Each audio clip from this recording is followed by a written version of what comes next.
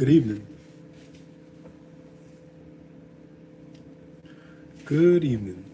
I want to thank you for joining this live literature reading of a wonderful autobiography. And let's get a little light.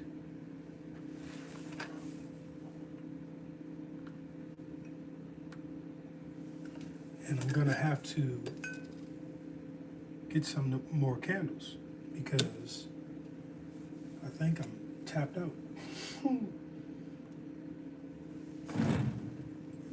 It almost got bad.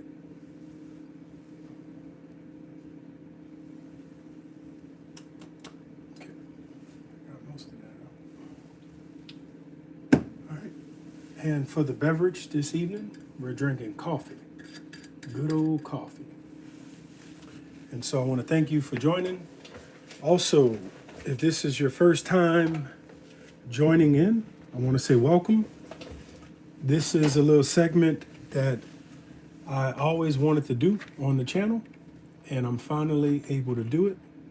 So I want to welcome you to a live literature reading of a special publication. This is the life story of Solomon Northup. And Solomon Northup was a very fascinating human being. And so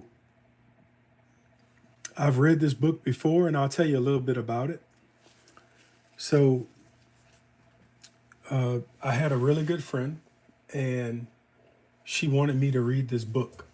So she handed me the book, and I read it, and I fell in love with Mr. Solomon Northup. I am amazed at his level of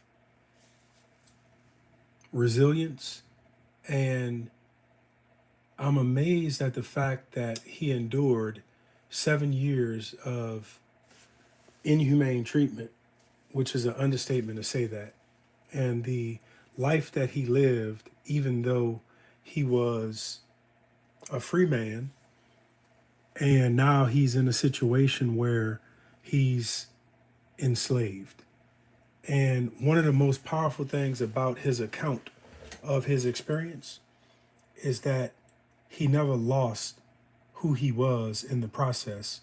And despite what he endured, he never lost hope, and he never became bitter as to the oppressive life he was forced to live for 12 years.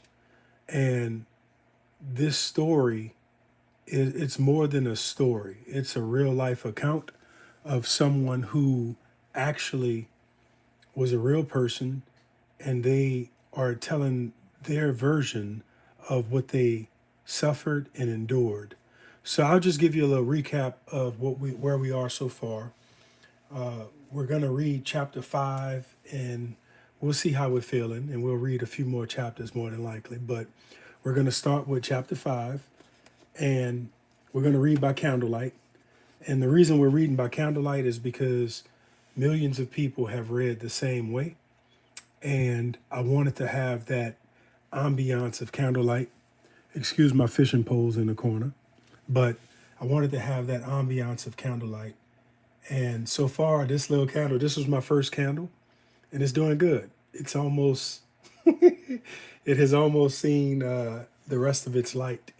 But at the end of the day, I'm thankful that I have this platform and the ability to read.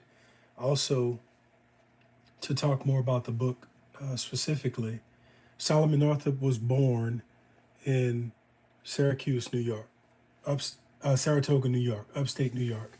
And his dad was born into slavery, but he was emancipated through inheritance.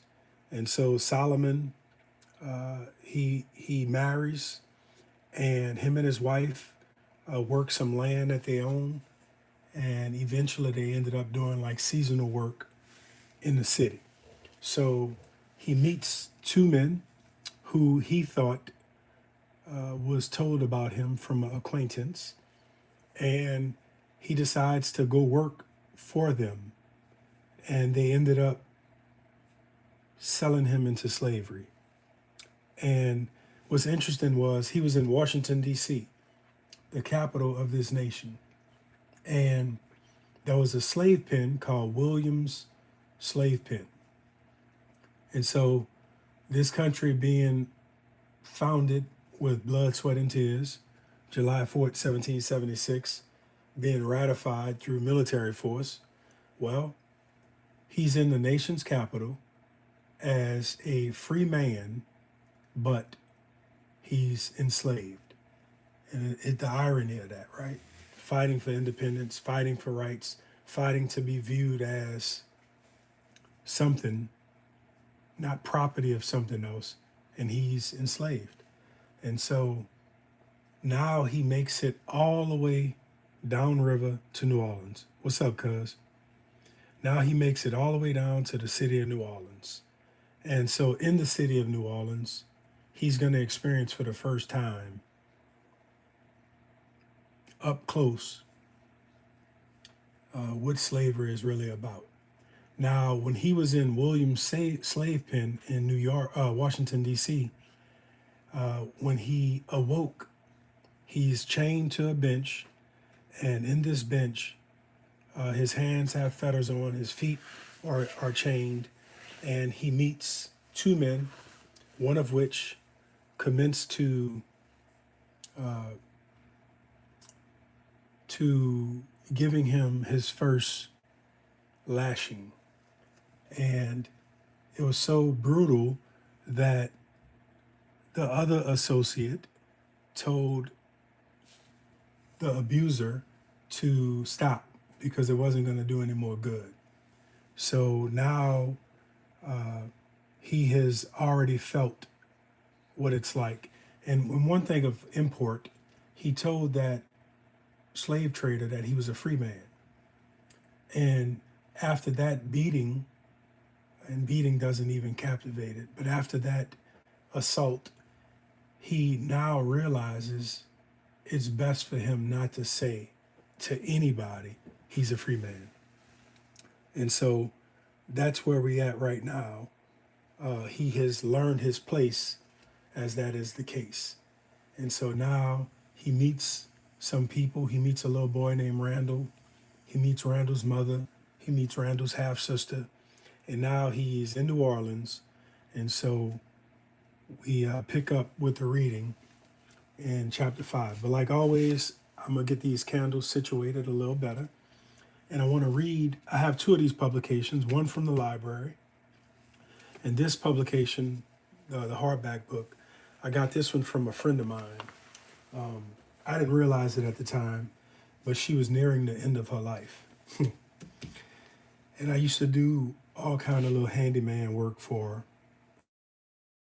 Paint, cut grass, weed the garden, clean the gutter cans out. I caught a raccoon in her attic, just whatever she needed, right? And so she gave me this book, and I never realized the power of reading until I read this book.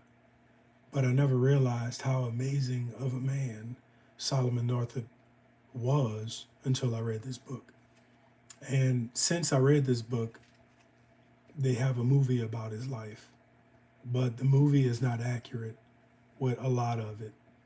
And it's TV.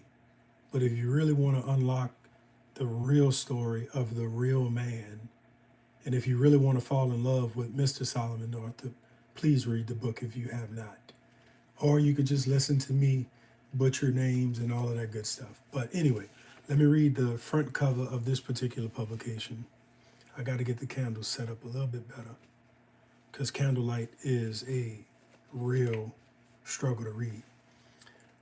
There it says, 12 years a slave. In a stunning reversal of stereotype, he is often a man among beasts. That's Eric Ashley Hairston's introduction. One of the most compelling and detailed slave narratives in existence, 12 Years a Slave, is the chronicle of the amazing ordeal of Solomon Northup, a free African American kidnapped in the North and impressed into slavery in Louisiana. There must have been some misapprehension, some unfortunate mistake, writes Northup. It could not be that a free citizen of New York, who had wronged no man nor violated any law, should be dealt with thus inhumanely. As an educated man, torn from freedom and plunged into slavery, he brings into exact clarity the life and labor of slaves in the antebellum American South, the complex economic choices and ironic moral concessions of slaveholding, and the calamitous effect of slavery on the foundations of civilization. Throughout his horrific imprisonment, Solomon Northup resists the urge to laud himself as an exemplary character.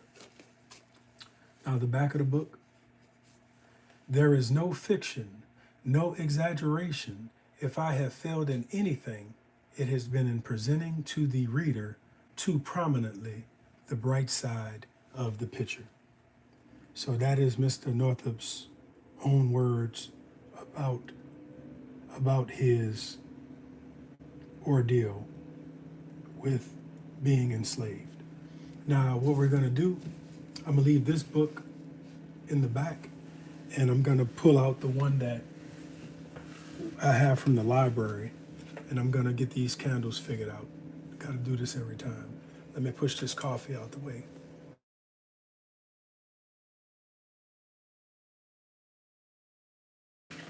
Push this coffee out the way. All right, let's see. I'm gonna get this set up, and if you see Bad Cook, on the screen, so what we're gonna do, I'm gonna read a chapter, and then me and Bad Cook will talk about it, and then we'll go to the next chapter. Just depends on how the conversation goes. I don't know how many chapters I'm gonna read, but I think that it could give a little bit more clarity and perspective if we discuss it a little bit. So thank y'all for joining. Thank y'all for being on the channel. Let me just get a little sip of this coffee so that I can wet my whistle and not sound too hoarse. But we are going to read chapter 5. Yep. Got my bookmark, fancy bookmark. I normally drink tea, but all of y'all know that when you read in the evening by candlelight, for some reason you get drowsy. All right, let's begin. And I just want y'all to know I appreciate very much y'all being here. The very admirable, pious-hearted Mr. Theophilus Freeman, a partner or consignee of James H. Birch and keeper of the slave pen in New Orleans, was out among his animals early in the morning, with an occasional kick of the older men and women, and many a sharp crack of the whip about the ears of the younger slaves. It was not long before they were all astir and wide awake. Mr. Theophilus Freeman bustled about in a very industrious manner, getting his property ready for the sales room, intending no doubt to do that day a rousing business. In the first place, we were required to wash thoroughly, and those with beards to shave. We were then furnished with a new suit, each cheap but clean. The men had hat, coat, shirt, pants, and shoes. The women, frocks of calico and handkerchiefs to bind about their heads. We were now conducted into a large room in the front part of the building, to which the yard was attached, in order to be properly trained before the admission of customers. The men were arranged one on one side of the room, the women on the other side. The tallest was placed at the head of the row, then the next tallest, and so on in the order of their respective heights. Emily was at the foot of the line of women. Freeman charged us to remember our places, exhorting us to appear smart and lively, sometimes threatening, and again, holding out various inducements. During the day, he exercised us in the art of looking smart and of moving to our places with exact precision. After being fed in the afternoon, we were again paraded and made to dance. Bob, a colored boy who had sometime belonged to Freeman, played on the violin. Standing near him, I made bold to inquire if he could play the Virginia reel. He answered he could not, and asked me if I could play. Replying in the affirmative, he handed me the violin. I struck up a tune and finished it. Freeman ordered me to continue playing and seemed well pleased, telling Bob that I had far excelled him, a remark that seemed to grieve my musical companion very much. Next day, many customers called to examine Freeman's new lot. The latter gentleman was very loquacious, dwelling at much length upon our several good points and qualities. He would make us hold our heads, walk briskly back and forth, while customers would feel our hands and arms and bodies, thus turn us around, ask us what we could do, make us open our mouths and show our teeth, precisely as a jockey examines a horse, which he is about to barter for or purchase. Sometimes a man or a woman was taken back to the small house in the yard, stripped and inspected more minutely. Scars upon a slave's back were considered evidence of a rebellious and unruly spirit, and hurt his sale. One old gentleman, who said he wanted a coachman, appeared to take a fancy to me. From his conversation with Birch, I learned he was a resident in the city. I very much desired that he would buy me, because I conceived it would not be difficult to make my escape from New Orleans on some northern vessel. Freeman asked him $1,500 for me. The old gentleman insisted it was too much, as times were very hard. Freeman, however, declared that I was sound and healthy, of good constitution and intelligence. He made it a point to enlarge upon my musical attainments. The old gentleman argued quite argently that there was nothing extraordinary about a nigger, and finally, to my regret, went out, saying he would call again. During the day, however, a number of sales were made. David and Caroline were purchased together by a Natchez planter. They left us, grinning broadly and in the most happy state of mind, caused by the fact of their not being separated. Leith was sold to a planter of Baton Rouge, her eyes flashing with anger as she was led away. The same man also purchased Randall. The little fellow was made to jump and run across the floor and perform many other feats, exhibiting his activity and condition. All the time the trade was going on, Eliza was crying aloud and wringing her hands. She besought the man not to buy him unless he also bought herself and Emily. She promised, in that case, to be the most faithful slave that ever lived. The man answered that he could not afford it, and then Eliza burst into paroxysm of grief, weeping plaintively. Freeman turned round to her savagely with his whip in his uplifted hand, ordering her to stop her noise, or he would flog her. He would not have such work, such sniffling, and unless she ceased that minute, he would take her to the yard and give her 100 lashes. Yes, he would take the nonsense out of her pretty quick. If he didn't, might he be? Eliza shrunk before him and tried to wipe away her tears, but it was all in vain. She wanted to be with her children, she said, the little time she had to live. All the frowns and threats of Freeman could not wholly silence the afflicted mother. She kept on begging and beseeching them most piteously not to separate the three. Over and over again, she told them how she loved her boy. A great many times she repeated her former promise, how very faithful and obedient she would be, how hard she would labor day and night to the last moment of her life, if he would only buy them all together. But it was of no avail. The man could not afford it. The bargain was agreed upon, and Randall must go alone. Then Eliza ran to him, embraced him passionately, kissed him again and again, told him to remember her, all the while her tears falling in the boy's face like rain. Freeman damned her, calling her a blubbering, brawling wretch, and ordered her to go to her place and behave herself and be somebody. He swore he wouldn't stand such stuff but a little longer. He would soon give her something to cry about if she was not mighty careful, and that she might depend upon.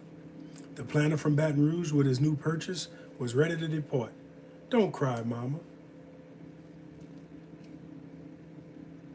I will be a good boy. Don't cry, said Randall, looking back as they passed out of the door. What has become of the lad, God knows. It was a mournful scene indeed. I would have cried myself if I had dared. That night, nearly all who came in on the brig Orleans were taken ill. They complained of violent pain in the head and back. Little Emily, a thing unusual with her, cried constantly. In the morning, a physician was called in, but was unable to determine the nature of our complaint. While examining me and asking questions touching my symptoms, I gave it as my opinion that it was an attack of smallpox, mentioning the fact of Robert's death as the reason my belief. It might be so indeed, he thought, and he would send for the head physician of the hospital. Shortly, the head physician came, a small, light-haired man with whom they called Dr. Carr. He pronounced it smallpox, whereupon there was much alarm throughout the yard. Soon after Dr. Carr left, Eliza, Emmy, Harry, and myself were put in the back and driven to the hospital, a large white marble building standing on the outskirts of the city. Harry and I were placed in a room in one of the upper stories. I became very sick. For 3 days, I was entirely blind. While lying in this state, one day, Bob came in saying to Dr. Carr that Freeman had sent him over to inquire how we were getting on. Tell him, said the doctor, that Platt is very bad, but that if he survives until 9 o'clock, he may recover. I expected to die, though there was little in the prospect before me worth living for. The near approach of death appalled me. I thought I could have been resigned to yield up my life in the bosom of my family, but to expire in the midst of strangers under such circumstances was a bitter reflection. There were a great number in the hospital, of both sexes and of all ages. In the rear of the building, coffins were manufactured. When one died, the bell tolled, a signal to the undertaker to come and bear away the body to the potter's field. Many times each day and night, the tolling bell sent forth its melancholy voice, announcing another death. But my time had not yet come. The crisis having passed, I began to revive, and at the end of 2 weeks and 2 days, returned with Harry to the pen, bearing upon my face the effects of the malady, which to this day continues to disfigure it. Eliza and Emily were also back next day in a hack, and again were we paraded in the sales room for their inspection.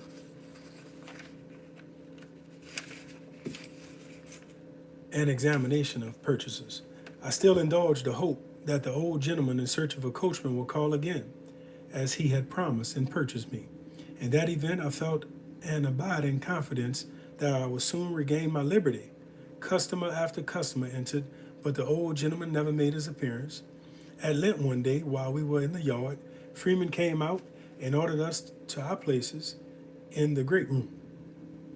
A gentleman was awaiting for us as we entered, and inasmuch as he will be often mentioned in the progress of this narrative, a description of his personal appearance and my estimation of his character at first sight may not be out of place. He was a man above the ordinary height, somewhat bent and stooping forward. He was a good-looking man and appeared to have reached about the middle age of his life. There was nothing repulsive in his presence, but on the other hand, there was something cheerful and attractive in his face and in his tone of voice. The finer elements were all kindly mingled in his breast, as one could see. He moved about among us, asking many questions as to what we could do and what labor we had been accustomed to, if we thought we would like to live with him, and would be good boys if he would buy us, and other interrogatories of like character. After some further inspection and conversation touching prices, he finally offered Freeman $1,000 for me, $900 for Harry, and $700 for Eliza. Whether the smallpox had depreciated our value, or from what cause Freeman had concluded to fall $500 from the price I was before held at, I cannot say. At any rate, after a little shrewd reflection, he announced his acceptance of the offer. As soon as Eliza heard about it, she was in agony again. By this time, she had become haggard and hollow eyed with sickness and with sorrow.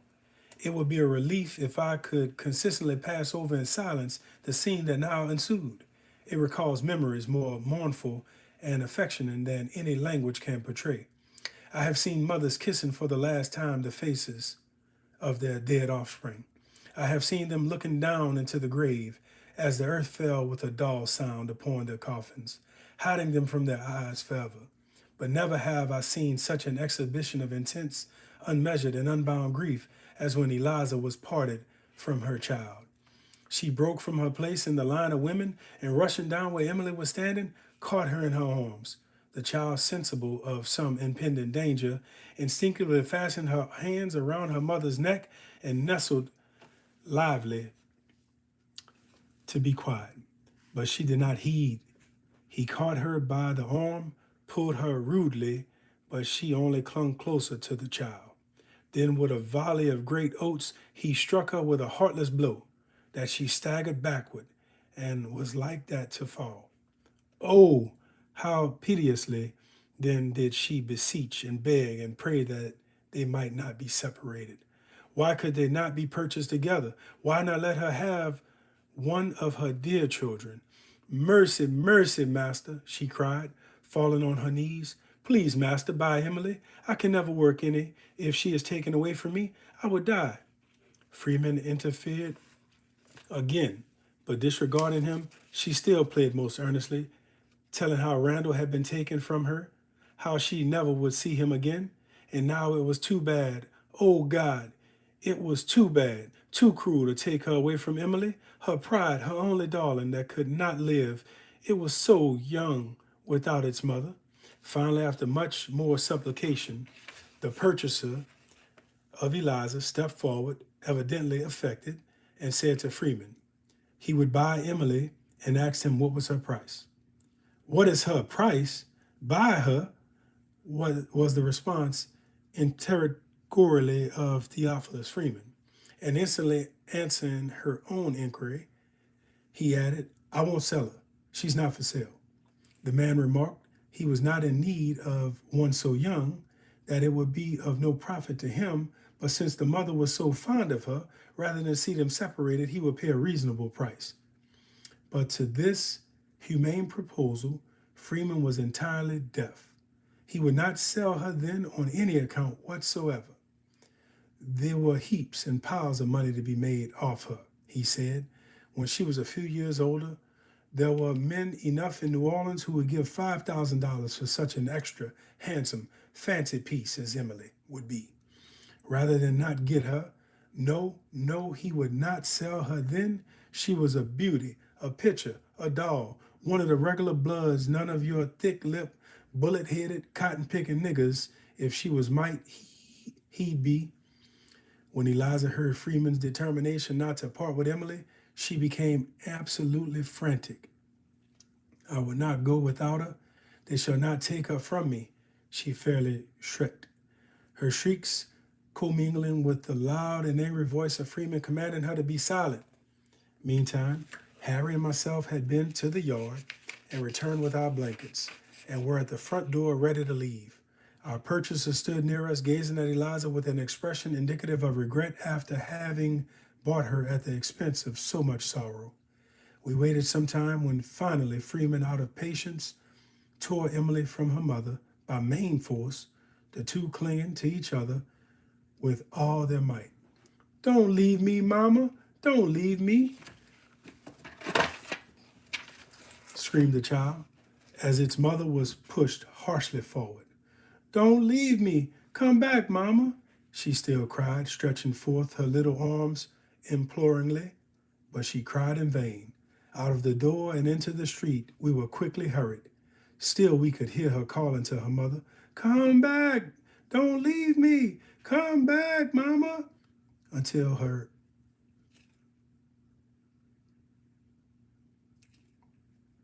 until her infant voice grew faint and still more faint and gradually died away as distance intervened and finally was wholly lost. Eliza never saw or heard of Emily or Randall. Day nor night, however, were they ever absent from her memory. In the cotton field, in the cabin, always and everywhere, she was talking of them, often to them as if they were actually present. Only when absorbed in that illusion or asleep did she ever have a moment's comfort afterwards. She was no common slave, as has been said, to a large share of natural intelligence, which she possessed, was aided a general knowledge and information of most subjects. She had enjoyed opportunities such as are afforded to very few of her oppressed class. She had been lifted up into the regions of a higher life. Freedom. Freedom for herself and for her offspring for many years had been her cloud by day, her pillar of fire by night. In her pilgrimage through the wilderness of bondage, with eyes fixed upon the hope inspiring beacon, she had at length ascended to the top of Pisgah and beheld the land of promise. With disappointment and despair, the glorious vision of liberty faded from her sight as they led her away into captivity. Now she weepeth sore in the night, and tears are on her cheeks. All her friends have dealt treacherously with her. They have become her enemies. All right, so that is chapter 5. And Bad Cook Kanani, if you have any thoughts that you would like to share, please do. And we love to hear them. Oh, I love this. I don't know if you've seen when I had put in the comments, though. I think that you would enjoy Octavia Butler if you haven't already read any of her books. And I would start off with Kindred. That's a real good book. Or Parables of the, I think it's Sour or Sower. I don't know how to say that one. But yeah, that's also a good one. Okay. Thank you, Nani. Put that in rotation because Octavia Butler be eating. Okay. I think I have heard of Octavia Butler, but I have never read any of her literary works. But we did just read chapter 5 of the autobiography of Solomon Northup. And so we'll have a little commentary from the panel. Thank you guys on the panel for joining. And if you have anything you would like to say about chapter 5 so far, it'll be a good time to remark. May I ask you a question, Boz? I beg your pardon? May I ask you a quick question? Sure. I have this same book and I've yet to lock in and read it, but I knew I need to grab it because I'm about a day late. What made you decide to pick this one and do it here? This is like excellent. Okay, so I appreciate the question. When I started my YouTube channel, I always wanted to do reading, like a segment on reading anything, as long as it's not, So it took a little convincing myself, but I think I was finally ready to start reading. So my daughter gave me a book called Shin Fu, and I read Shin Fu. Shh. That's the hounds right there. Shh. So my daughter gave me Shin Fu, and I read Shin Fu, 6 Records of a Floating Life. And I really enjoyed reading, but I had to figure out how to do it. Shh, get back. I had to figure out how to do it. And so I wanted to read by candlelight, and so Shin Fu was a success. I really loved reading this book, and I really connected with Shin Fu. And this book was from the 1890s, so it's a really old story about his life. It's an autobiography as well. But this particular book was given to me. This particular copy was given to me by elderly lady that I knew, and I used to do all kinds of knick-knack work for her, cut the grass, weed the garden, clean the gutter cans, check the roof out, just whatever she needed done, dust, mop, whatever, catch rodents, whatever she needed.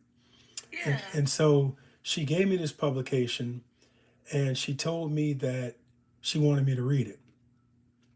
And when I read this publication, I fell in love with Mr. Solomon Northup. And when I actually started reading on the channel, this was the first book I wanted to read. But I loaned this book to one of my friends, and when I loaned it to him, he I wanted him to read it because I enjoyed it that much. But in the meantime, when I loaned it to my friend, the lady who gave it to me, she passed, and so I didn't want to ask him for the book back, you know. But when I read Shin Fu, I was like, I got to get the book back, and so I got it back, and so now I'm gonna read it on the channel. Yeah, I'm glad I asked. That's a beautiful story. appreciate that. Yeah. So it this particular publication, besides it being an autobiography, I live in Louisiana. I have a connection to Mr. Northup, and when I read the publication the very first time, it just impressed me to no end with him as a man and as a father, as a husband, as a human. But the thing that stood out to me the most was that what he experienced, so many experienced, but he never allowed what he experienced to make him bitter. He never let slavery break him. The whippings, the horror, what he watched, what he saw, and he teaches you a lot in the book. So, his words on the back of this particular book, it says, "This is no fiction, no exaggeration. If I have failed in anything, it has been in presenting to the reader too prominently the bright side of the picture." Like that captivates that captivates him as a man. Like he was able to see a bright side in this whole horrible, inhumane ordeal that he experienced. May I ask the second question? Yeah, please. Are you a writer yourself? And if so, has what you read from that to say like the Shinfu, has any of that affected how you write? I My I phone have. rings. I'll be back, y'all. Yep, no problem. Yep. You're more than welcome to come up too, Cookie. I don't know if you saw the invite, but hey, Bad Cook, what you got, my brother? I just. Oh, I apologize. No, please. Oh no, I was just saying that Cookie did get the invite. She just said she's out walking her dog, and so she just listened.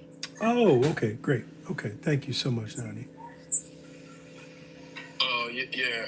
I just appreciate the reading, the the the narration of it. You really, it was really, it's weird. It's sobering, especially when she's begging the master to, not split the family up. And when you're reading it, almost as if he's considering it. I don't know if you realize that, but he just can't afford it. He literally can't afford it. So he has to be hard nosed and discipline her for even questioning his decision. It's just like it's almost like he just dehumanized her, and was something that's so natural, her being with her family member. He took that away, and he didn't even, and he chastised her But even like it's almost like he made it seem like you know what this is, you know what's about to happen. So why are you making this scene? I don't understand what you're doing this for. I just appreciated the way you read and the tone and the pace. You just bringing it to life, especially that those parts is really touching. I appreciate that, Cook. You being a family man, I know you can only imagine, you know. And earlier in the book, chapter 4, Randall is her son. So, so Emily, so Randall is her son, and the little girl is her daughter.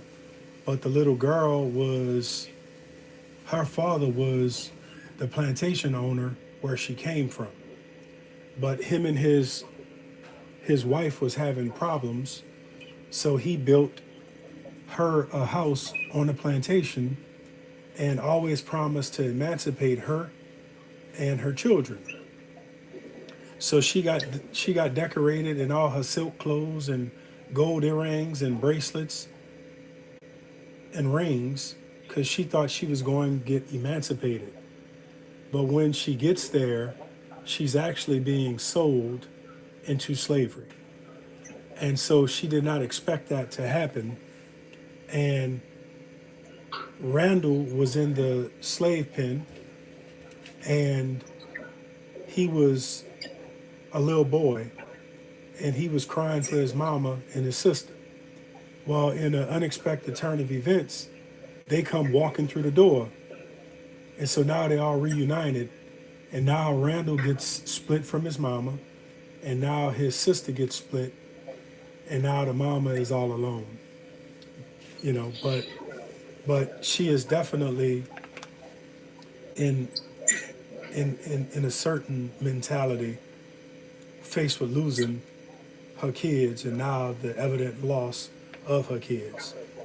But what I plan on doing, I'm going to go back through the book at some point because there are a lot of spin-offs in the book that I want to develop more. But this book is, out of all the books I've ever read in my life, this is my most favorite, you know. Lecca, did you have anything that you wanted to share? I must say that, I love that you're doing this because I'm done reading the stuff on my my channels and stuff. But for me, like, what amazes me is because, like, the things that I read is generally like, fantasy, fiction, smut books, and things of that sort. So to hear this type of story read aloud and the fact that you gave it this ambiance, which, by the way, like I said earlier, you have some amazing eyes, because I don't know if I can read in just that lighting, but yeah. But with all of that, and the ambiance that you created, I know that other people kind of, poke fun at you with this, but I absolutely love it. What you created here and the fact that you did choose the type of book that you did. Because, like I said, it wouldn't have been something I did read that type of story and stuff, like, but you bringing it to life and being able to read it on here and whatnot, like, it's amazing. I love it. And kudos to you. I encourage you to keep doing your thing.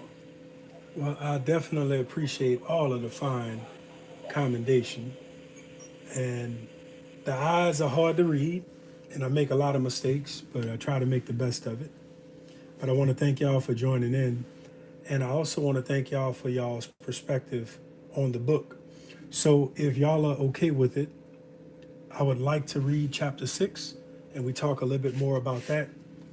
And the reason being, with the panel, I think it gives fresh perspective And it's a nice break from the Ben Stein, for clear eyes, try Visine, you know?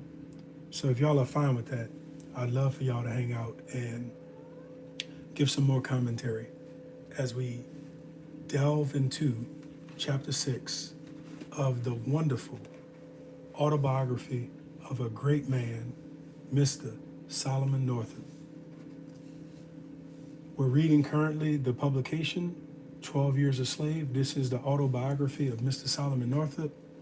And if I may, let me get my feather bookmark. And I just want to read the front of the book and the back of the book to introduce chapter 6, or the next chapter, excuse me. 12 Years a Slave. In a stunning reversal of stereotype, he is often a man among beasts, one of the most compelling and detailed slave narratives in existence. 12 Years a Slave is the chronicle of the amazing ordeal of Solomon Northup, a free African American kidnapped in the North and impressed into slavery in Louisiana.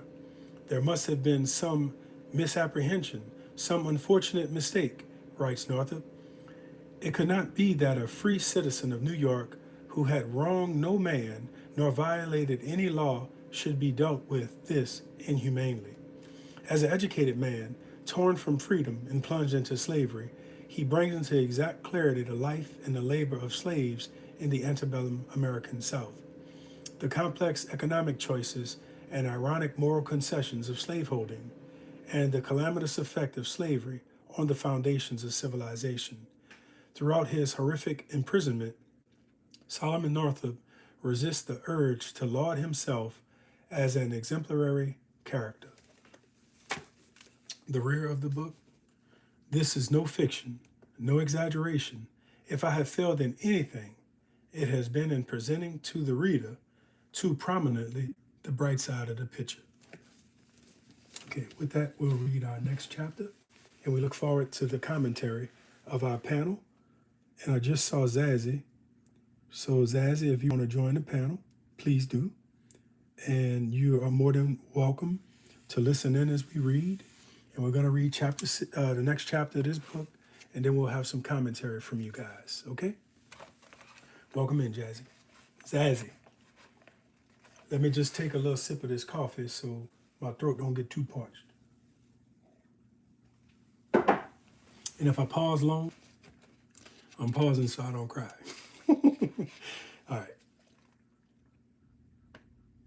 On leaving the New Orleans slave pen, Harry and I followed our new master through the streets, while Eliza, crying and turning back, was forced along by Freeman and his minions until we found ourselves on board the steamboat Rodolfo.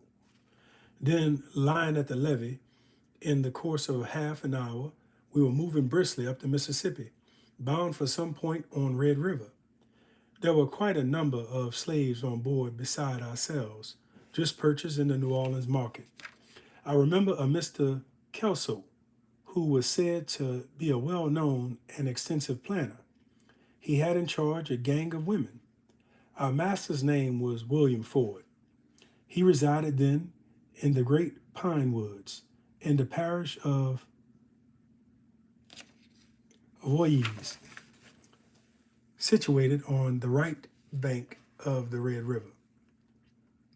In the heart of Louisiana, he is now a Baptist preacher. Throughout the whole parish of the Avoyes, and especially along both shores of Bayou Buff, where he is most intimately known, he is accounted by his fellow citizens as a worthy minister of God. In many northern minds, perhaps the idea of a man holding his brother man in servitude and the traffic in inhumane flesh may seem altogether incompatible with their conceptions of a moral or religious life. From descriptions of such men as Birch and Freeman and others hereinafter mentioned, they are led to despise and execrate the whole class of slaveholders indiscriminately. But I was sometime his slave and had an opportunity of learning well his character and disposition. And it is but simple justice to him when I say, in my opinion, There never was a more kind, noble, candid Christian man than William Ford. The influences and associations that had always surrounded him blinded him to the inherent wrong at the bottom of the system of slavery. He never doubted the moral right of one man holding another in subjection. Looking through the same medium with his fathers before him, he saw things in the same light. Brought up under other circumstances and other influences, his notions would undoubtedly have been different. Nevertheless, he was a model master, walking uprightly according to the light of his understanding. And fortunate was the slave who came to his possession. Were all men such as he, slavery would be deprived of more than half its bitterness. We were 2 days and 3 nights on board the steamboat Rudolph, during which time nothing of particular interest occurred. I was now known as Platt, the name given me by Birch and by which I designed through the whole period of my servitude. Eliza was sold by the name of Drady.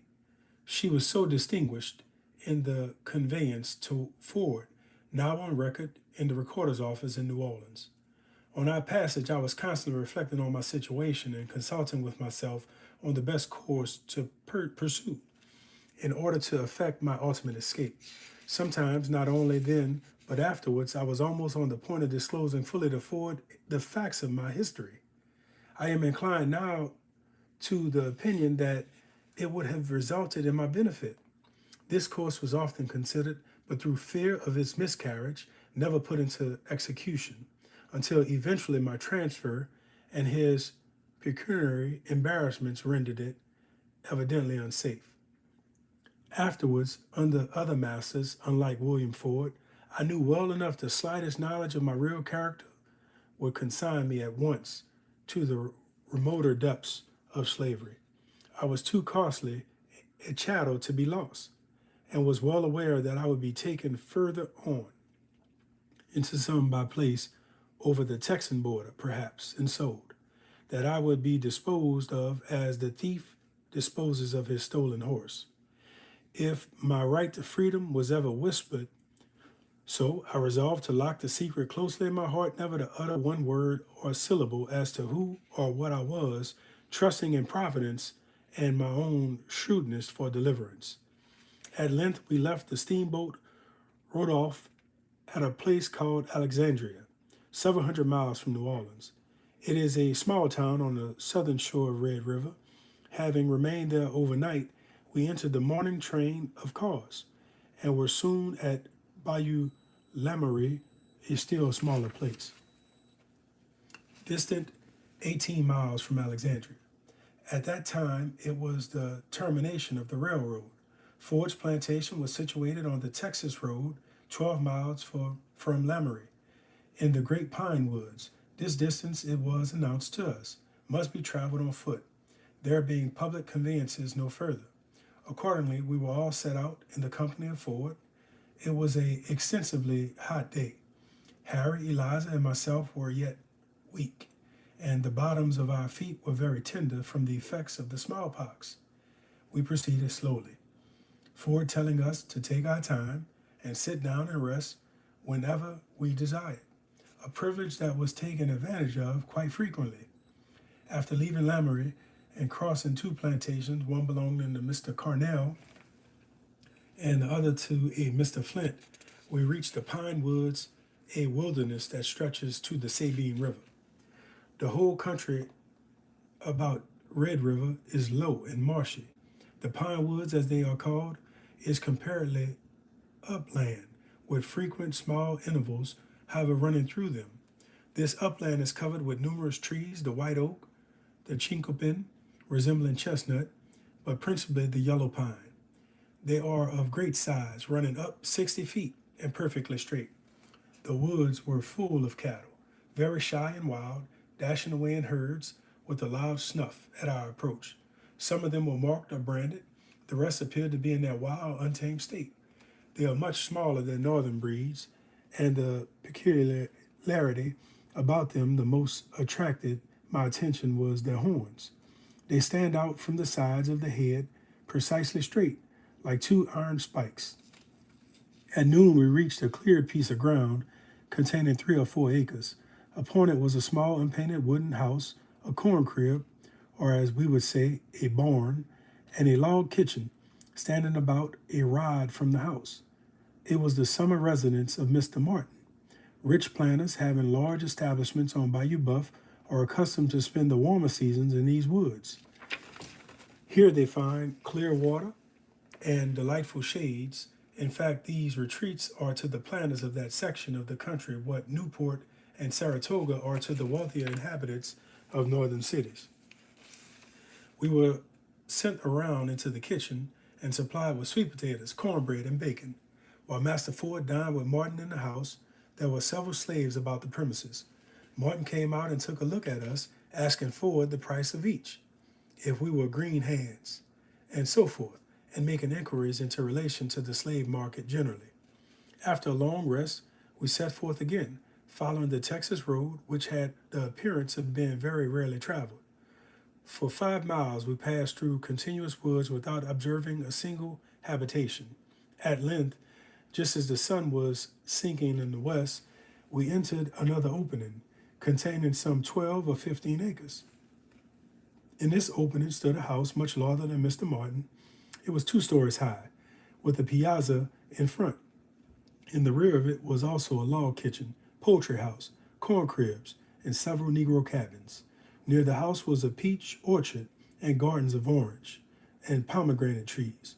The space was entirely surrounded by woods and covered with a carpet of rich, rank verdure. It was a quiet, lonely, pleasant place, literally a green spot in the wilderness. It was the residence of my master, William Ford. As we approached, the yellow girl, her name was Rose, was standing on the piazza. Going to the door, she called her mistress, who presently came running out to meet her lord. She kissed him and laughingly demanded if he had bought those niggers. Ford said he had, and told us to go around to Sally's cabin and rest ourselves. Turning to the corner of the house, we discovered Sally washing her 2 baby children near her, rolling on the grass. They jumped up and toddled towards us, looking at us a moment like a brace of rabbits, and then ran back to their mother as if afraid of us. Sally conducted us into the cabin, told us to lay down our bundles and be seated, for she was sure that we were tired. Just then, John the cook, a boy of some 16 years of age and blacker than any crow, came running in. He looked steadily in our faces, then turning round, without saying as much as "How do you do?" ran back to the kitchen, laughing loudly, as if our coming was a great joke indeed. Much wearied with our walk, as soon as it was dark, Harry and I wrapped our blankets around us, laid down upon the cabin floor. My thoughts, as usual, wandered back to my wife and children. The consciousness of my real situation, the hopelessness of any effort to escape through the wide forest of avoyes, pressed heavily upon me, yet my heart was at home in Saratoga. I was awakened early in the morning by the voice of Master Ford calling Rose. She hastened into the house to dress the children, Sally to the field to milk the cows, while John was busy in the kitchen preparing breakfast. In the meantime, Harry and I were strolling about the yard, looking at our new quarters. Just after breakfast, a colored man driving 3 yoke of oxen attached to a wagon, load of lumber, drove into the opening. He was a slave of Ford's named Walton, the husband of Rose. By the way, Rose was a native of Washington and had been brought from the thence 5 years before. She had never seen Eliza, but she had heard of Barry, and they knew the same streets and the same people, either personally or by reputation. They became fast friends immediately and talked a great deal together of old times and old friends that they had left behind. Ford was at the time a wealthy man. Besides his seat in the pine woods, he owned a large lumbering establishment on Indian Creek, 4 miles distance, and also in his wife's right, an extensive plantation and many slaves on Bayou Buff. Walton had come with his load of lumber from the mills on Indian Creek. Ford directed us to return with him, saying He would follow us as soon as possible. Before leaving, Mistress Ford called me into the storeroom and handed me, as it is there termed, a tin bucket of molasses for Harry and myself. Eliza was still wringing her hands and deploring the loss of her children. Ford tried as much as possible to console her, told her she need not work very hard, that she might remain with Rose and assist the madam in the house affairs. Riding with Walton in the wagon, Harry and I became quite well acquainted with him long before reaching Indian Creek. He was a born thrall of Ford's and spoke kindly and affectionately of him, as a child would speak of his own father. In answering to his inquiries from whence I came, I told him from Washington.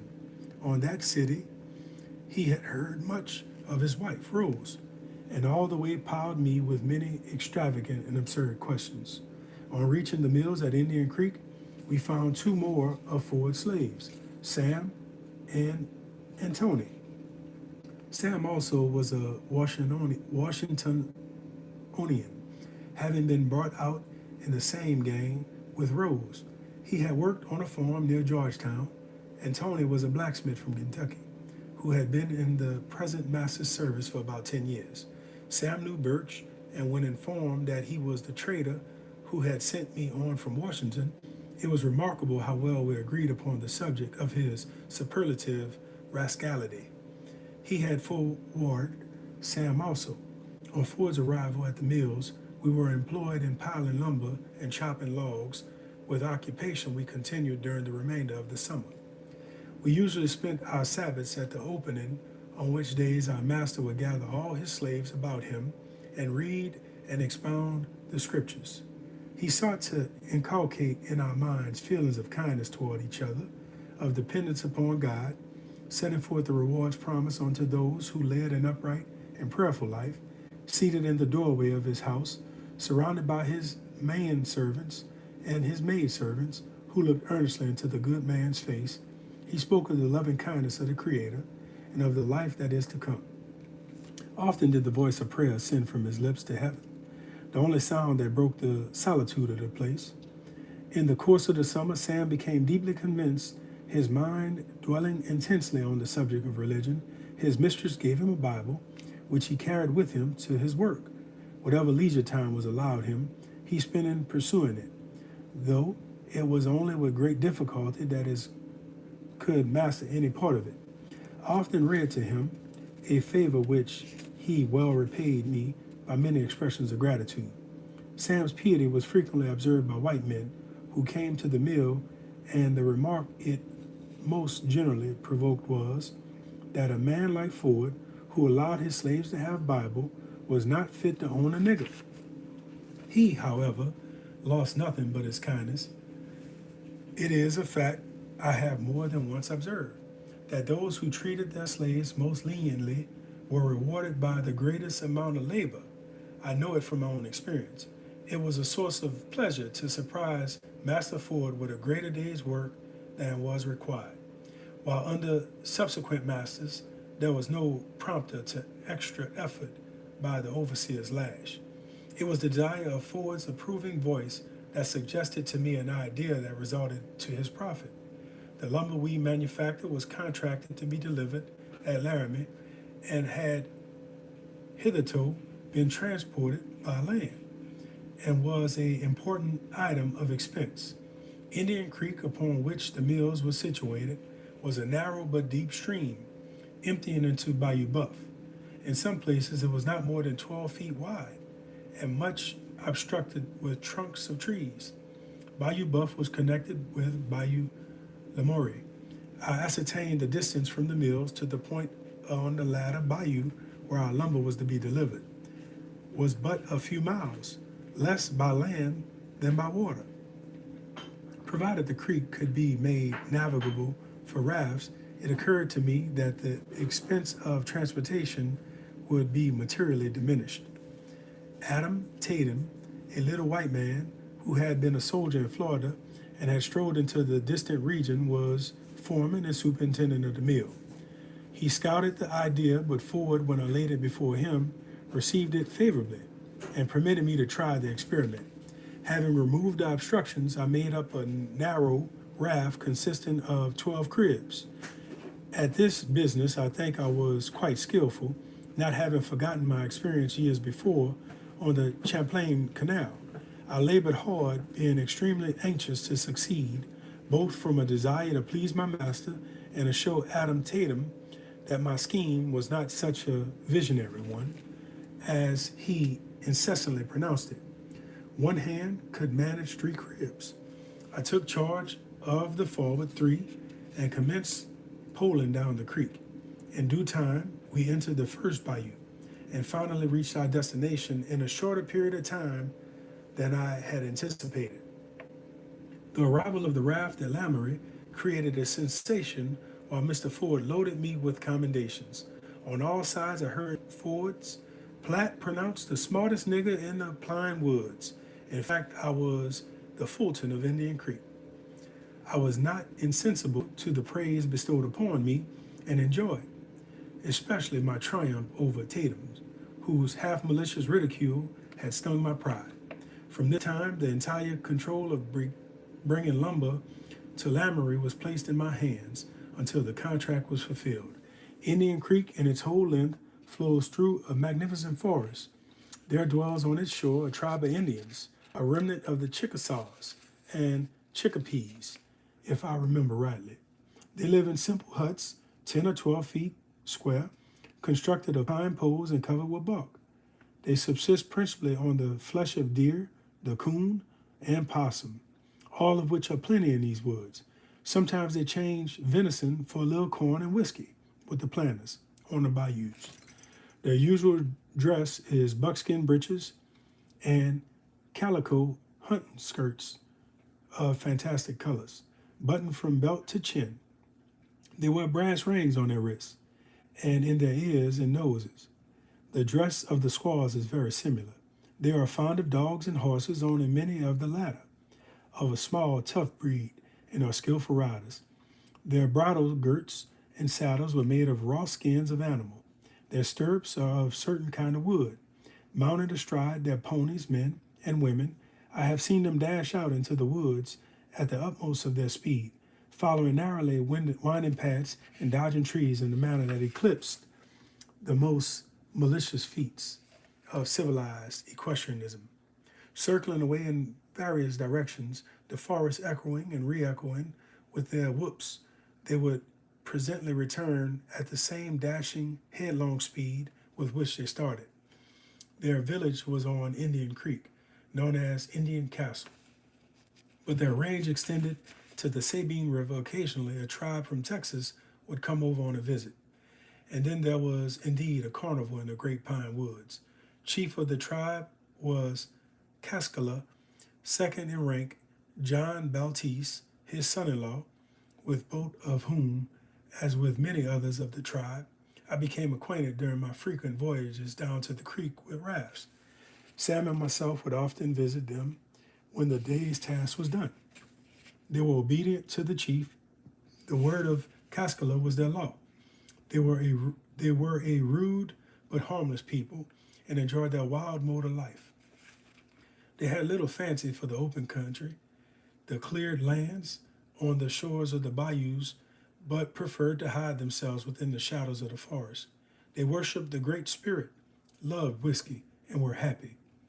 On one occasion, I was presented at a dance when a roving herd from Texas had encamped in their village.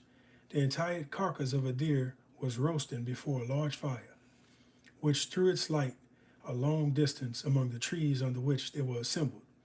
When they had formed a ring, men and squaws, alternatively, a sort of Indian fiddle, set up an indescribable tune. It was a continuous, melancholy kind of wavy sound with the slightest possible variation. At the first note, if indeed there was more than one note in the whole tune, they circled around, trotting after each other and giving utterance to a guttural sing-song noise, equally as nondescript as the music of the fiddle. At the end of the third circuit, they would stop suddenly, whoop as if their lungs would crack, and then break from the ring, forming in couples, man and squaw each jumping backwards as far as possible from the other, then forwards with graceful feet. Having been twice or thrice accomplished, they would form a ring and go trotting round again. The best dancer appeared to be considered the one who could whoop the loudest, jump the farthest, and utter the most excruciating noise. At intervals, one or more would leave the dancing circle and go into the fire, cut from the roasting carcass a slice of venison. In a hole shaped like a mortar, cut the trunk of a fallen tree, they pounded corn with a wooden pestle, and of the meal made cake. Alternatively, they danced and ate. Thus were the visitors from Texas entertained by the dusky sons and daughters of the Chickapees, and such is a description, as I saw it, of an Indian ball in the pine woods of Avoyes. In the autumn, I left the mill and I was employed at the opening. One day the mistress was urging Ford to procure a loom in order that Sally might commence weaving cloth for the winter garments of the slaves. He could not imagine where one was to be found.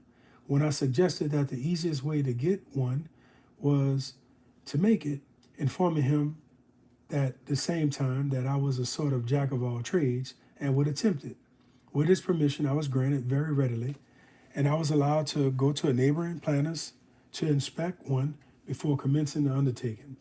At length it was finished and pronounced by Sally to be perfect. She could easily weave her tasks of 14 yards, milk the cows, and have leisure time besides each day. It worked so well. I was continued in the employment of making looms, which were taken down on the plantation on the bayou. At this time, one John M. Tidbeats, a carpenter, came to the opening to do some work on his master's house. I was directed to quit the looms and assist him. For 2 weeks, I was in his company, planning the matching boards for ceiling and plastering rooms, being a rare thing in the parish of Avoyes. John N. Tibbets was the opposite of Mr. Ford in all respects. He was a small, crabbed, quick-tempered, spiteful man. He had no fixed residence that I ever heard of, but passed from one plantation to another, wherever he could find employment. He was outstanding in the community, not esteemed by white men, nor even respected by slaves. He was ignorant, withal, and of a revengeful disposition. He left the parish long before I did, and I know not whether he is at present alive or dead. Certainly was a most unlucky day for me that brought us together. During my residence with Master Ford, I had seen only the bright side of slavery. His was no heavy hand crushing us to the earth. He pointed upwards and with benign and cheering words addressed us as his fellow mortals, accountable like himself to the maker of us all. I think of him with affection, and had my family been with me, could have borne his gentle servitude without murmuring all my days. But clouds were gathering in the horizon, forerunners of a pitiless storm that was soon to break over me. I was doomed to endure such bitter trials as the poor slave only knows, and to lead no more the comparatively happy life which I had led in the great pine woods. All righty, so we have read the next chapter, and I would like to thank my panel for being here, and I'm listening to all of your comments about this chapter. It's sad.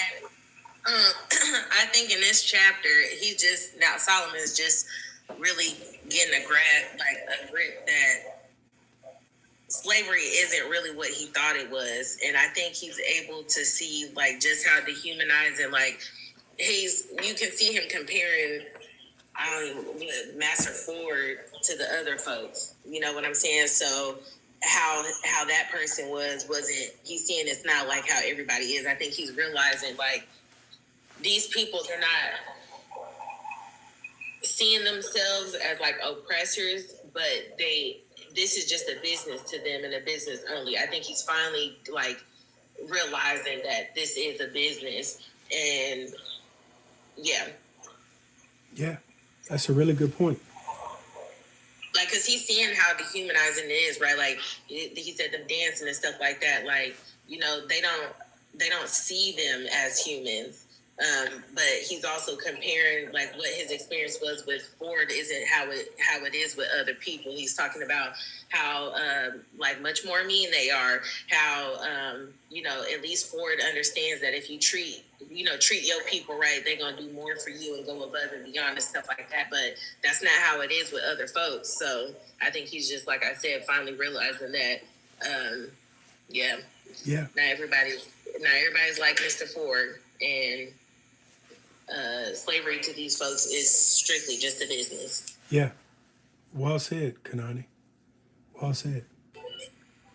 I agree. I agree with exactly what Kanani is saying. I did have my question, which I'm not saying just them particularly the book, but just simply because I'm unaware. I know that they were named when they went, when they get sold off. But is that every time they get sold off, they get a different name? Yeah. So that is a. Yeah. Go ahead, Kanani. I'm sorry, baby. Oh, I was just because I didn't know when you had put that in the chat. I was like, does she mean in the book or in general? But their last names might change due like to where they end up going or where they're sold to. But usually they're keeping like the first name might stay the same. I've not read anything that like specifically says like that they be changing their first names, but their last names do usually change depending on where they go. Yeah. That's a good point. And so in chapter 1, well, obviously, his birth name was Solomon. His dad was enslaved, but gained his freedom. But his birth name is Solomon. So don't the last name has, and yeah, Cookie. The last name sometimes changes. And yeah, that's what I was yep. to what she was saying was changed in relation to the master's name. Yep. And sometimes the first name is changed as well. So Solomon's birth name was Solomon. So when he was in William's slave pen in Washington, D.C., his name was what it was. Well, when he left Washington slave pen and he was on the ship headed to New Orleans, they changed his name to Stewart. So his first name changed to Stewart. When they landed in New Orleans, they called roll call basically. The guy, Theophilus Freeman at the New Orleans slave pen, they called roll call and they called Emily, they called Randall, they called everybody, and then they called Platt. And so nobody responded to that name. Well, when the man Birch, the man in New York in William's slave pen, when he filled out the paperwork, he changed Solomon's name to Platt. Solomon didn't know that. And so his name changed, 2 times in a relative short period of time. But he didn't know that he had a new name. To answer the question directly as far as him. Good question, Lekka. Back up.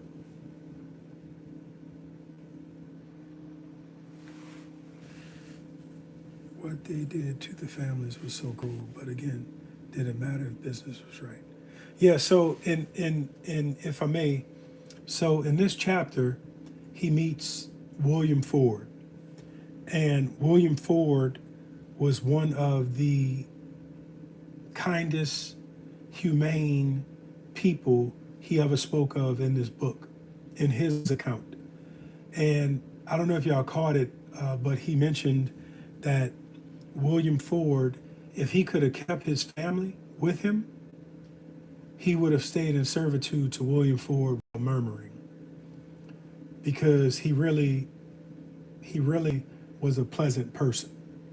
Now, what's about to happen to him isn't pleasant, but he mentioned in this chapter that he did work with the raft, making the rafts and getting the lumber down down the bayou.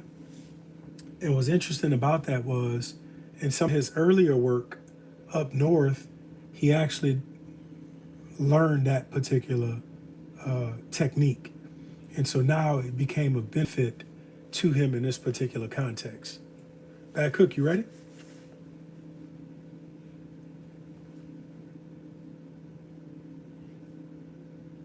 Thank you so much, Leka. I appreciate that. Thank you so much. Appreciate you joining. Just listening, bro. Okay, okay. It's wonderful. One of the things, hey man, like I appreciate you being there too, brother. One of the things that I really appreciate is the live panel, you know, because it gives the reading a little bit more flavor. But also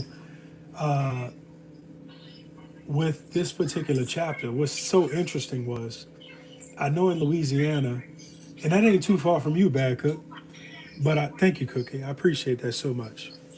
But I know in Louisiana they have a lot of they have a lot of natives of this land. So he talks extensively about what he personally experienced with some of the natives in this area. And I thought that was really amazing. Their music, their food, their dress, their customs and hospitality with other tribes that came from Texas. I just think that is so amazing that he is able to explain a little bit about that. Hey, Cookie, how are you? Hey, how are you? We're doing I'm fairly good. enjoying this. Well, thank you. If you had any commentary on anything that you heard out of the book, you're more than welcome to give it. Thank you. I'm here.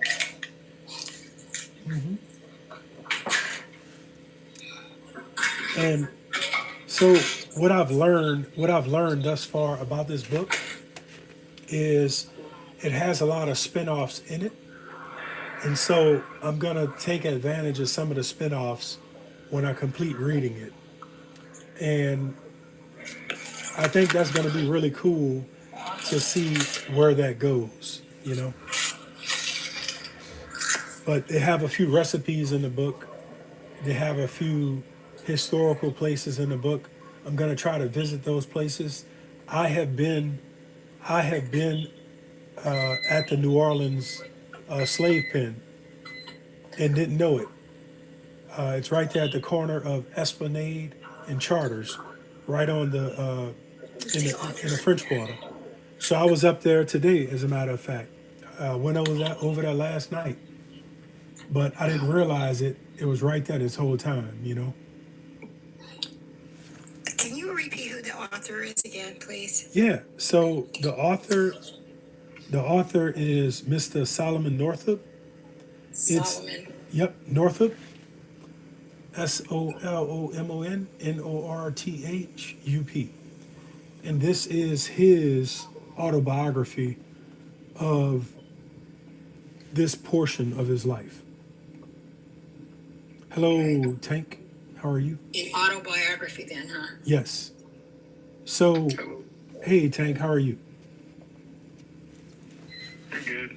Good, bro. It's good to hear from you. So, this autobiography was wrote after he was rescued from this malady that befell him. And so I'll just give y'all a little bit more of the story thus far. So he was born in New York City as a free man. He worked on a farm after marriage and became pretty successful. But he did seasonal work in Saratoga, New York, and the surrounding area. His wife took care of a kitchen at this modern day restaurant. So he plays the violin or the fiddle, depending on what you call it. And he meets two men. One of them was middle aged, one of them was in his 20s. And they were allegedly with a circus. And so they asked him, would he play music for them as they were trying to get reconnected with the circus. So they were going to pay him like I think $1 a day. And so they did one gig together, and they asked him to go a little further with them. So he said, okay. So they worked out a business transaction, and then they asked him to come to the South with them. So he reluctantly agreed. And they told him, well, look, get your paperwork together so that you don't have no problems being a person of color in the South. So they brought him to get the paperwork together, and then they brought him to the clerk of court. And they were trying to catch up with the circus. So in doing that, they weren't playing any exhibitions along the way. So they paid him a large sum of money, I think like $34, and promised more to come if he would accompany them further. So his wife was a few cities away from his house, and she was going to be there for a little while. So he thought he could go and do this little work with them and then return home before she returned back home from the job she was doing at the restaurant. So everything seemed set and optimistic. So the two men ended up going to a few taverns, and they drank alcohol. So at some point, Solomon said he never was hungover or intoxicated, but that night when he went to the hotel, the housekeeper brought him to his room in the back. And he went to bed. He woke up around midnight, he thought, with the most awful headache, probably a migraine. But he woke up with this awful headache. So he didn't know how to navigate this dark place he was in, but he ended up finding the kitchen. Inside the kitchen, there were three people of color working. One of them was a woman. He needed water. She gave him 2 cups of water. He felt better. He made his way back to his room. He laid down only to be woken up violently out of his sleep.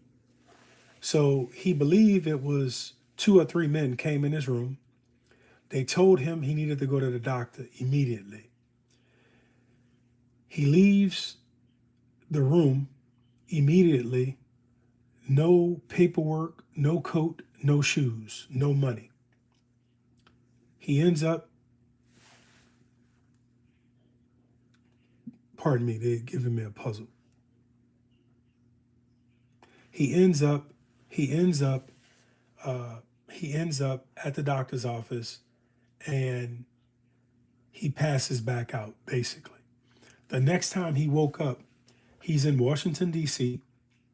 He's in what he learned later was a slave pen called Williams Slave Pen right there in Washington, D.C. And you could even see the Capitol building from the yard at Washington Slave Pen. So he gets a very barbaric beating because he tells the man who runs the slave pen and his associate that he was a free man. He was not a slave. And so they have an argument, and he's demanding his immediate release. Well, the owner of the slave pen ain't having that. So he tells his associate to get the whip. So the associate comes back with a wooden paddle that has drill holes in it, and it's about 18 to 20 inches or 12 to 20 inches long with a handle to grab.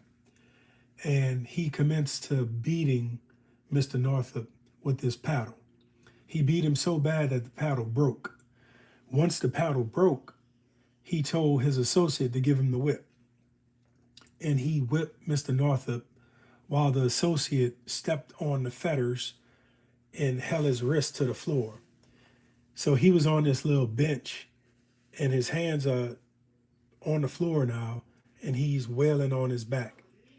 And so he endured this beating, but he never admitted he was a runaway slave. He insisted he was a free man. And that made this slave owner beat him even more, to the point that the associate told the owner it's not going to help to beat him anymore. So they stopped beating him. When the associate comes back into the dungeon that he's in, he brings him a piece of fried pork, a slice of bread, and a cup of water. That was his food twice a day. Piece of fried pork, a slice of bread, 1 cup of water. That's all the food he had all day. You got that twice a day. So he stayed in that dungeon for quite some time. And the associate told him, don't tell anybody you're a free man.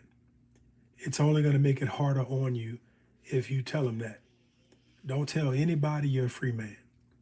And so he learned that it wasn't in his benefit to say that. But he made his mind up that he was going to escape the first chance he got. So a few days later, they allow him to go to the main yard. And in the main yard, he met a few more enslaved folks. And they got to talking. Two of them were free men who were kidnapped and sold into slavery. And they really hit it off. Well, he met Randall, who was the little boy. And then Randall was crying for his mama. I think Randall was maybe 10 years old, but he was crying for his mama. And eventually, Eliza, who is the mama of Randall, and Emily, who is Randall's half-sister, they came to the slave pen, William's slave pen. And now they are going to be sold at the slave block down in New Orleans. So in order for that to happen, they have to leave Washington, D.C.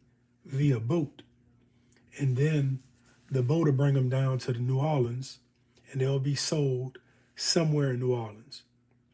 But Eliza is Randall's mama. Eliza was the mistress of her master, and she had a great life. She was educated, she had the best clothes, she had everything she wanted. And the master promised her that he would emancipate her.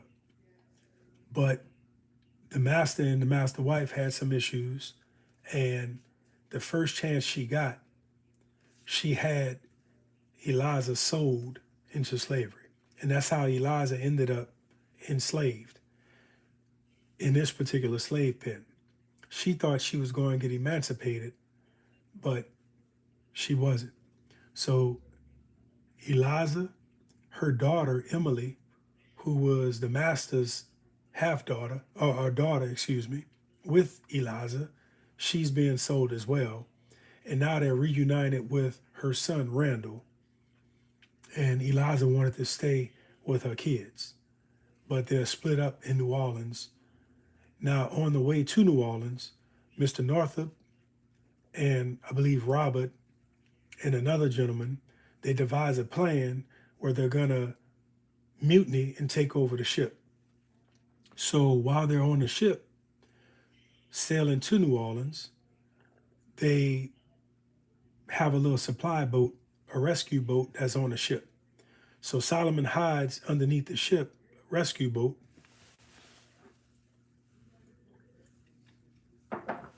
Thank you, cuz. So Solomon hides under the rescue boat just to do a trial run of what he wants to do in order to take over the boat. So they get a nice plan, and one of the sailors on the boat and Solomon start talking. And Solomon told the sailor who he was, the real truth about who he was, a free man of color. So Solomon told the sailor, if only I could get a pen and, writing ink, a pen and some paper, he wanted to write a letter. So There was no way for him to get that stuff and keep everything a secret. So what he did, he hid under the rescue boat and he snuck into the captain's quarters. And the sailor told him where the pen and paper was. So he wrote down a letter and they sealed it with wax. And the sailor told him as soon as they got to New Orleans, they would he would mail it to the north.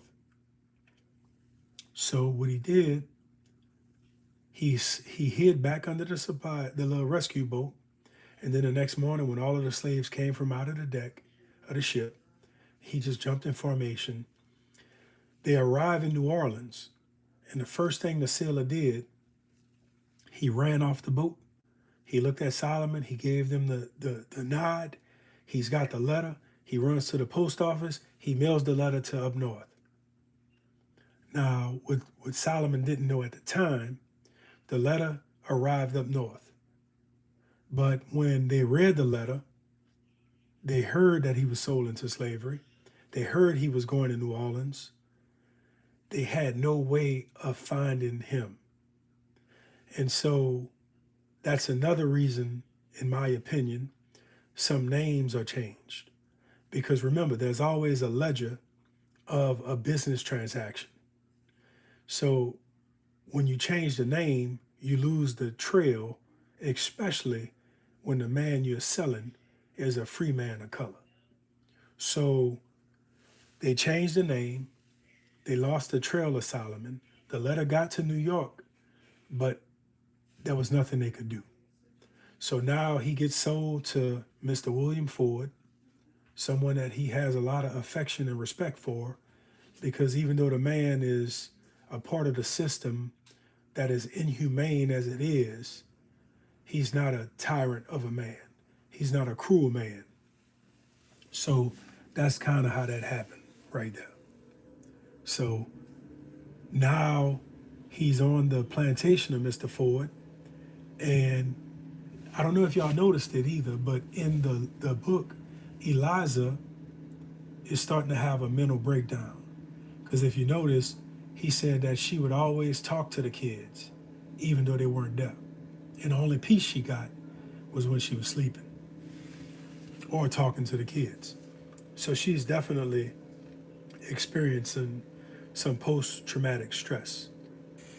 The thing about that too is a lot of the times, even like when you like read stories or listen to stories, they didn't think that we like was capable basically of that like emotional like bond that like you know what I'm saying, because they how they saw us, they didn't care or think that we would have that bonds that we would have with our people. Like, you know what I'm saying? Like a father is going to probably go above and beyond and take a little bit more on the chin if he had a family on the plantation with him, because he didn't want to be separated, but they didn't care. Yeah. So at that moment, Solomon is seeing it just exactly how it affects Eliza, because she has an emotional bond to her family, and she's going through that hurt, through that damage and stuff like that. And I don't think, of course, since you said he was born free and he was up north and stuff, he probably never even seen nothing like that until he was there with her. So, and that's a very interesting point, Kanani, because in some of his earlier commentary, he mentioned how the North had a fascination with the subject of slavery, but a lot of them had nothing to quantify it to, because it wasn't necessarily practiced up north like it was down south. So to see free people of color, they don't look like you, but to go to the South and see property, that's totally different, totally different. But as a father, he often missed his children. He often missed his wife. And he often missed his life as a free man. So out of all of the autobiographies on this subject, he lived both worlds. And it's about to get very ugly for him because now he's about to experience the wrath of hatred unlike he's ever experienced, even with the brutal whipping he got at Williams' slave pen in Washington, D.C. So things are about to change for the worse for him. And I think he already see it too. I think in chapter 6, it kind of, at that point, he's kind of coming to the realization that he probably won't be free again. Like, Yeah. because of what he's now seeing, you know. Yeah. And I think the reason why I say that is because of the comparison, like, you know, the comparison to Ford versus whoever else, you know. So I think at that point he's kind of realizing, like, yeah, this gonna be different. I don't think he can see himself being free again. But I said in the comments, I said I really wish he had never went with them folks down there, because paper or not, if they want you, they're gonna get you. Right. You know, so if he had just stayed up north, you know, and just went around there, that would have been good for him. But right. Now, it's just sad.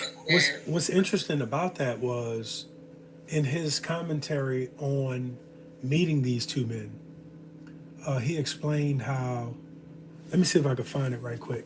But he explained how when he met them, he had the amazing ability to look at a person, and he was a good judge of character. He was a really good judge of character, which in this particular instance, it was not.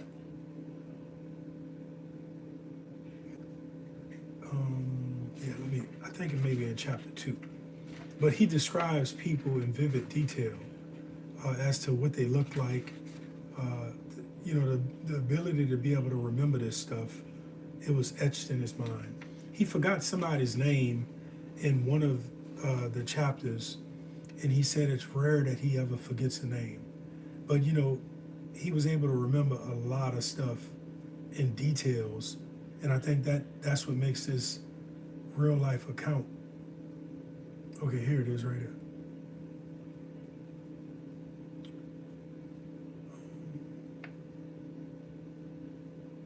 Yeah.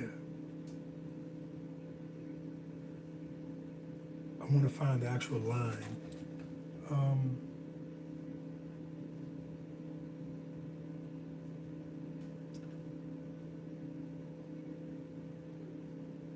Okay, here it is. So, chapter 2, paragraph 2. On the corner of Congress Street at Broadway, near the tavern then, and for aught I know to the contrary, still kept by Mr. Moon, I was met by two gentlemen of respectable appearance, both of whom were entirely unknown to me.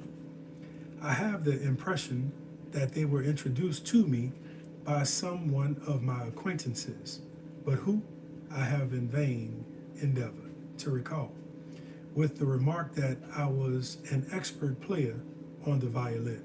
At any rate, they immediately entered into conversation on that subject, making numerous inquiries touching my proficiency in that respect. My responses being to all appearances satisfactory, they proposed to engage in my services for a short period, stating at the same time I was just as a person as their business required. Their names, as they afterwards gave to me, were Merrill Brown and Abram Hamilton, though whether these were their true appellations, I have strong reasons to doubt. The former was a man apparently 40 years of age, somewhat short and thick-set, with a countenance indicating shrewdness and intelligence. He wore a black frock coat and a black hat, and said he resided either at Rochester or at Syracuse. The latter was a young man of fair complexion and light eyes, and I should judge had not passed the age of 25. He was tall and slender, dressed in snuff-colored coat with glossy hat and vest of elegant pattern. His whole apparel was in the extreme of fashion. His appearance was somewhat effeminate, but possessing, and there was about him an easy air. They showed he had mingled with the world. They were connected, as they informed me, with the circus company. So that was his description of these two men, Brown and Hamilton. Yeah. So he kind of trusted them, weirdly enough, you know.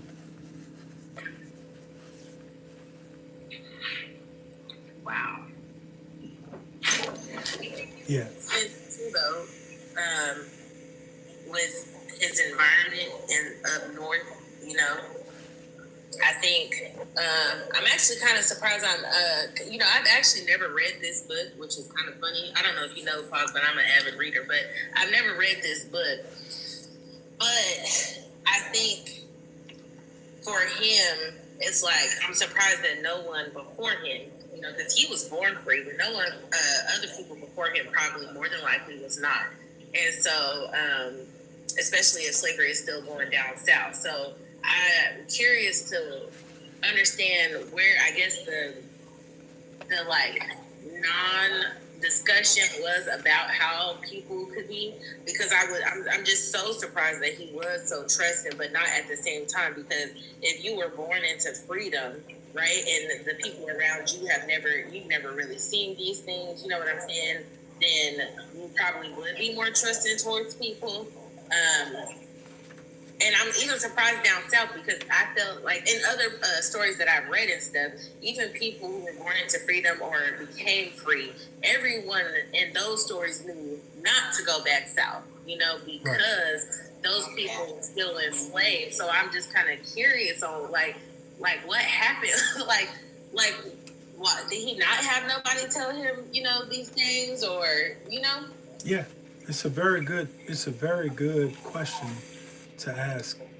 His dad was born enslaved, but emancipated through inheritance.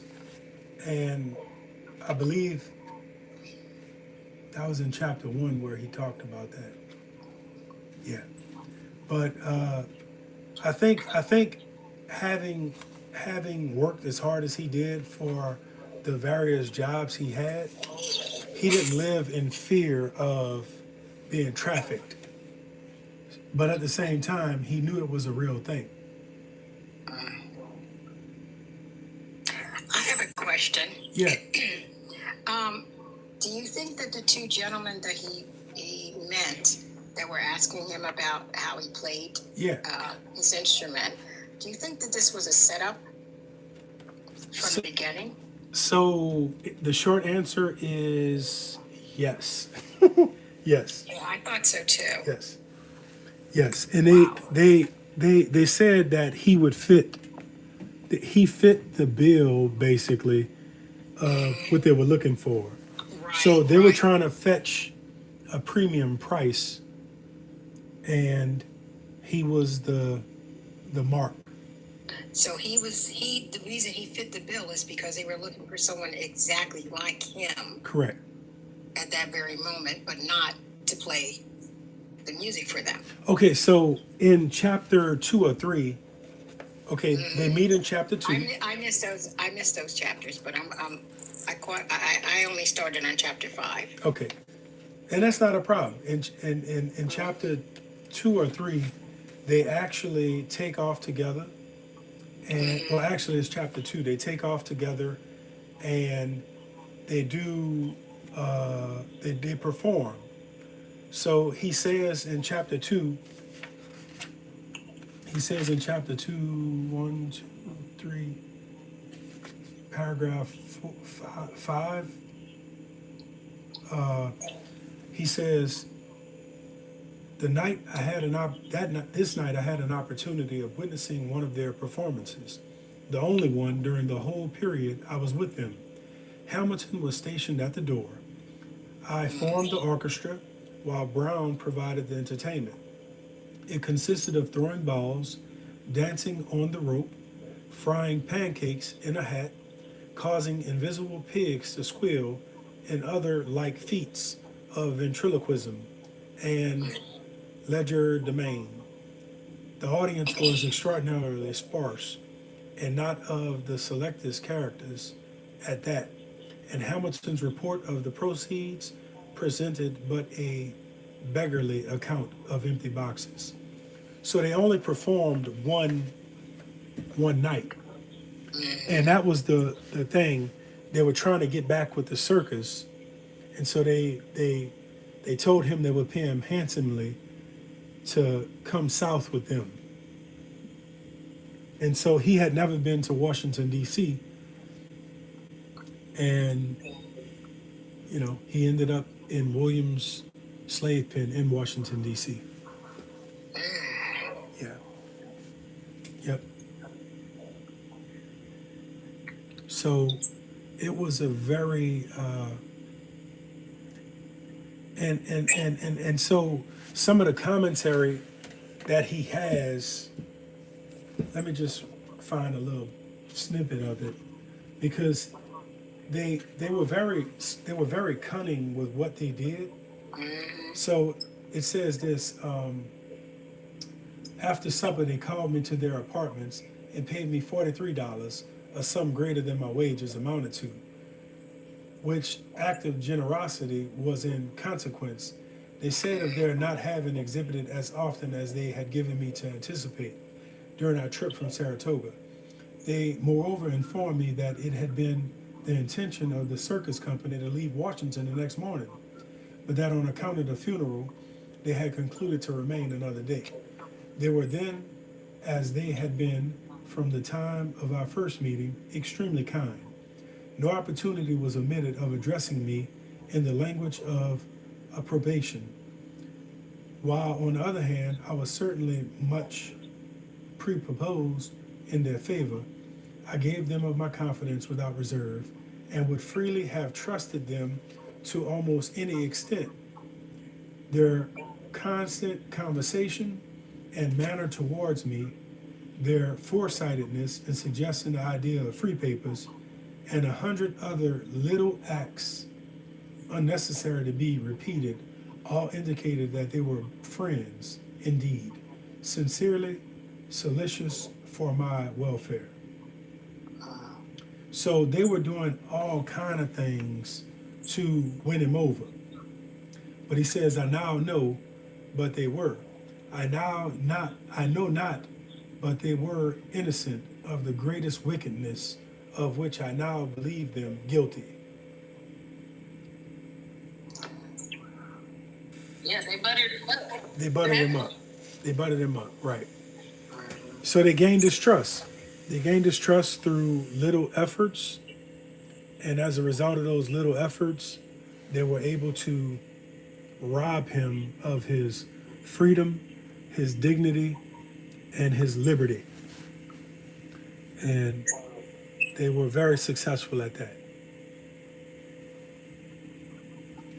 So It's almost yeah, painful to listen to.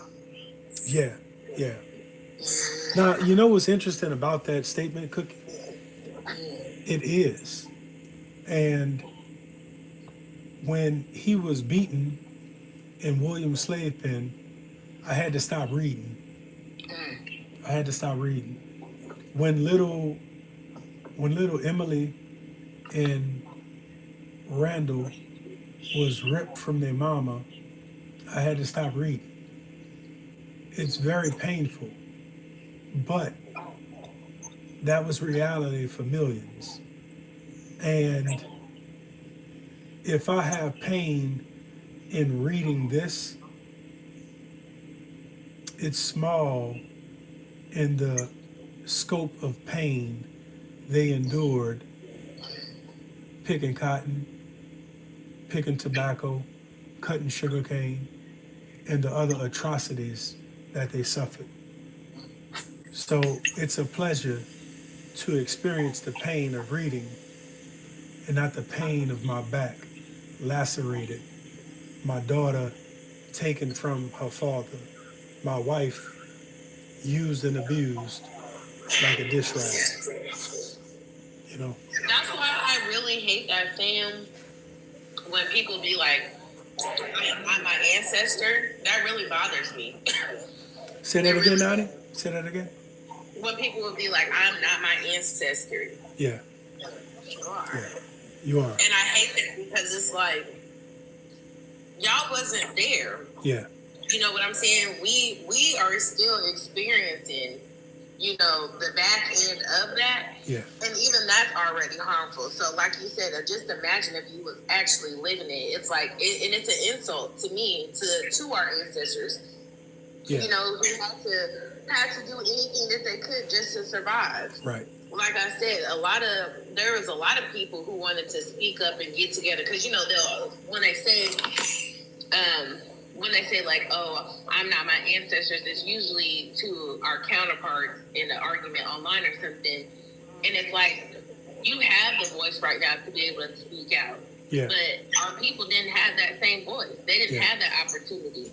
And they were like, it's a group of them.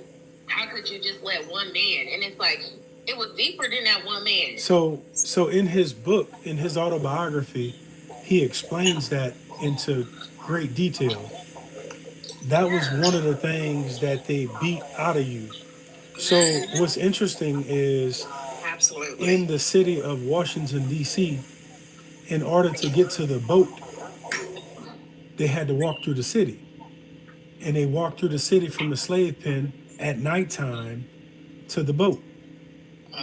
You couldn't just break away and run off because they had you shackled to someone else. But when you were a free person of color, they beat out of you your identity. They put the fear of God in you to not say what your body wants to say. And they made you realize it was in your best interest to keep your mouth shut. Just like that man did him. Yeah. Yeah. And he That was, was the yeah. whole purpose. Facts. I'm going to beat you until you say you're not even free no more. Facts. Like, Facts. But he never admitted it. exactly. I actually had, when I read the chapter when he was whipped at the slave pen, it reminded me of that scene from Roots, Alex Haley's Roots, where he's beaten and asked his name. Kunta Kinte. Yeah, his name is Kunta Kinte. But when he was done, his new name was Toby. So he beat him into submission, and cattle was treated better. But the one thing that this book really resonated in my mind and in my heart was, of all people to lose hope, of all people to lose hope, this free man never lost hope.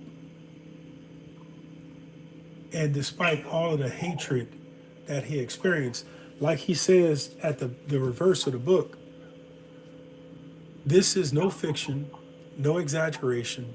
If I have failed in anything, it has been in presenting to the reader too prominently the bright side of the picture. I couldn't imagine how he was not bitter, how he was not righteously indignated because of his atrocities that he was conscripted to. I still struggle to rectify that. But he was not. He was not. And I think that is one of the reasons I love this man. I think that's the reason why he survived, is because he chose not to go in that direction. Yeah, it's very interesting. That's probably what sustained his life and That is, his mentality throughout his life. that is very interesting. But coming up in the book, he's about to experience the worst kind of treatment. And the carpenter that he was working with is going to try to kill him. And yeah, I don't want to give too much away. Oh, don't do it. Don't do it. But I want to listen. But he's going to be in a very perilous situation real soon, where he's running for his life. You know. So the book is just getting started in that sense. He's been Will you be back on tomorrow night, or? Yeah, so tomorrow I'm gonna read some more, and I want to do the panel because I think the panel can give the reading a little flavor. from the standpoint of the folks that are able to listen in, they could chime in on the chapter, you know. Okay. I think that would be beneficial. Okay. Yeah. Yeah, definitely.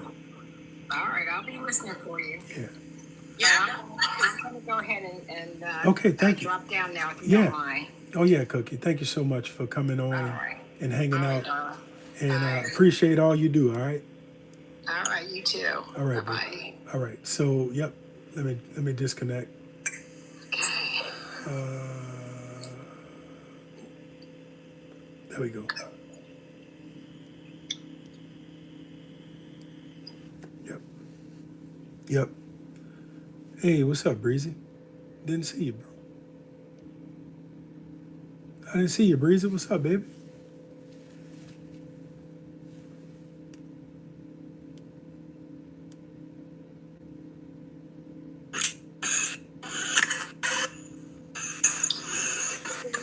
We got the voice of a real man. What's going on, Breezy? How are you? What's that? Man, you know, girl. Thank you, See cousin. who this little young talking to me. I'm over there on Cheap Breeze. So, Wait, say it. Hold on, she's on me. so give me 1 second, Breezy. What is it? That's on me. So I want to thank all of you guys for watching the live reading.